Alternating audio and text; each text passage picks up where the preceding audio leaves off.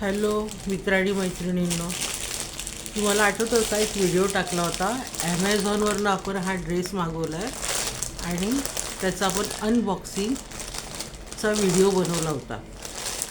ह्या पार्सलला बघा असं एक भोक होतं.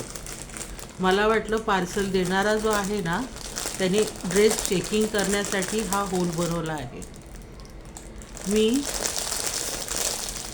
7XL ड्रेस मागवला होता आणि मला एल साईजचा ड्रेस आला आहे.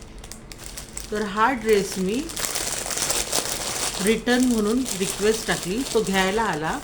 त्याने हा ड्रेस बघितला सांगितलं की माझ्याकडे जो फोटो आहे तो हा ड्रेस नाही आहे आणि सांगितलं की परत तुम्ही रिक्वेस्ट टाका, काय होतं ते बघा.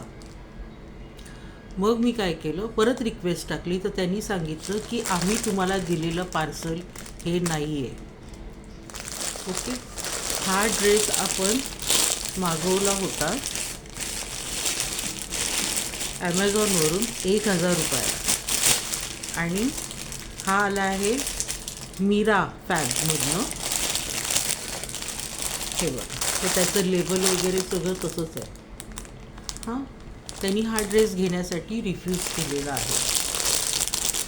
आता तुम्ही मला सांगा, आम्ही रिटायर माणसं पैसे किती जपून वापरतो, भरपूर जपून वापरतो. आता त्यांनी हा ड्रेस घ्यायसाठी रिफ्यूज केलेलं आहे. अशा वेळेला सर्वसामान्यांनी काय करायचं? जर तुम्हाला माझ्याबरोबर झालं, ते झालंच आहे. जर हा व्हिडिओ ॲमेझॉनपर्यंत पोचला तर ते काय ॲक्शन घेतली त्यांनी बऱ्यापैकी, तर खूप चांगलं आहे. पण जर तुम्हाला पार्सलला होल वगैरे दिसलं तर तुम्ही तुमची ऑर्डर चेक करून बघा आणि मगच ती रिसीव करा. त्याशिवाय ती रिसीव करू नका.